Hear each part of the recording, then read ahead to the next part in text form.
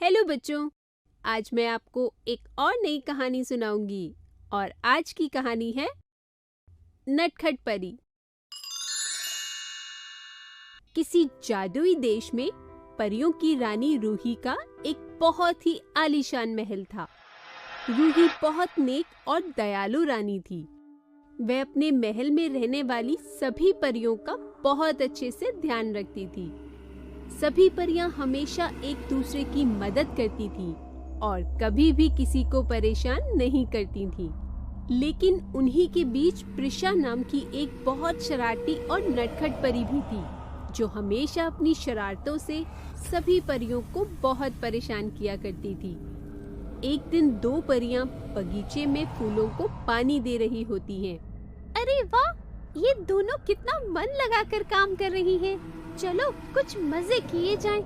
इसके बाद प्रिशा चुपके से उन दोनों परियों के पीछे जाती है और उन दोनों की चोटी एक दूसरे के साथ बांध देती है।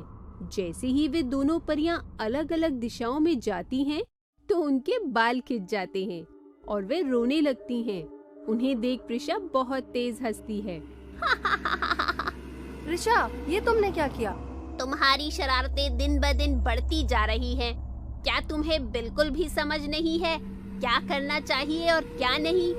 दोनों परियों की बातों को नजरअंदाज करते हुए प्रिशा वहां से चली जाती है। कुछ देर बाद उसे एक परी खाना बनाते हुए नजर आती है। परी को खाना बनाते देख प्रिशा को एक शरारत सूझती है। वह परी के पास जाती है। क्या मैं खाना बनाने में तुम्हारी मदद कर सकती हूँ? अरे वाह, आज तो प्रिशा सामने से मदद करने की बात कर रही है। परी प्रिशा को सारे खाने में नमक मिलाने के लिए बोलती है और खुद पानी पीने बाहर चली जाती है। जब तक वह पानी पीकर वापस आती है, इतनी देर में प्रिशा वहां रखे खाने में बहुत सारा नमक मिलाकर वहां से चली जाती है। वाह, बहुत जल्दी काम करके चली गई। चलो अच्छा है, अब प्रिशा को काम की समझ हो रही है। शाम को सभी परियां खाना खाने बैठती हैं। खाने में नमक ज्यादा होने की वजह से रूही उस परी पर गुस्सा करने लगती है। ये सब क्या है? खाने में इतना ज्यादा नमक कैसे है? रानी जी, जब मैं खाना बना रही थी तो प्रिशा वहाँ आई थी और खाने में नमक मिलाने का काम मैंने उसे ही दिया था। परी की ये बात सुनकर सभी परियां गुस्से में प्रिशा की शिकायत रानी परी रूही से करने लगती हैं। सभी की शिकायतें सुनकर रूही को बहुत गुस्सा आता है और वे प्रिशा को सबक सिखाने की योजना बनाती हैं। प्रिशा की शरारतें दिन ब दिन बढ़ती जा रही हैं। आज हम उसे सबक सिखा कर ही रहेंगे। रूही एक बड़ा डिब्बा महल के बगीचे में रख देती है और सभी को आदेश देती है। ये एक मुसीबत का डिब्बा है, इसलिए इसे कोई भी नहीं खोलेगा। ये बोलकर रूही महल के अंदर वापस चली जाती है और उन्हीं के साथ बाकी सभी परियां भी वहां से चली जाती हैं। लेकिन प्रिशा के मन में उस डिब्बे को खोलने की उत्सुकता जाग जाती है। आखिर इस डिब्बे के अंदर ऐसा क्या है जो रानी परी ने इसे खोलने से मना किया है? अब तो इस डिब्बे को खोलना बनता ही है।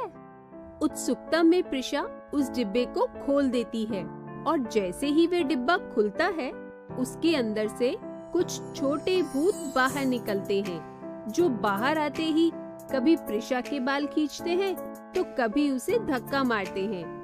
ये क्या हो रहा है? कौन हो तुम और मेरे साथ ये सब क्यों कर रहे हो? छोड़ दो मुझे। प्रिशा के लाख बार रोकने पर भी वे नहीं रुकते। तभी वहाँ रूही और बाकी सभी परियां भी आ जाती हैं। रानी परी, कृपया मुझे इन शैतान भूतों से बचाइए। शायद अब तुम्हें समझ आ गया होगा कि जब तुम बाकी सभी परियों के साथ ऐसा ही व्यवहार करती हो तो उन्हें कैसा महसूस होता होगा। जी रानी परी, मुझे एहसास हो गया है कि मैं बहुत गलत करती हूँ। अपने इस व्यवहार के लिए मैं बहुत ज्यादा शर्मिंदा हूँ। कृपया मुझे माफ कर दीजिए। प्रिशा के ये बोलते ही रूही जादू करती है। सभी भूत वापस डिब्बे के अंदर चले जाते हैं तथा प्रिशा भी अपनी गलती का एहसास करके सभी परियों से माफी मांग लेती है और सभी एक साथ खुशी से रहने लगती हैं। तो बच्चों, इस कहानी से हमें ये शिक्षा मिलती है कि हमें कभी भी अपने आनंद के लिए दूसरों को परेशान नहीं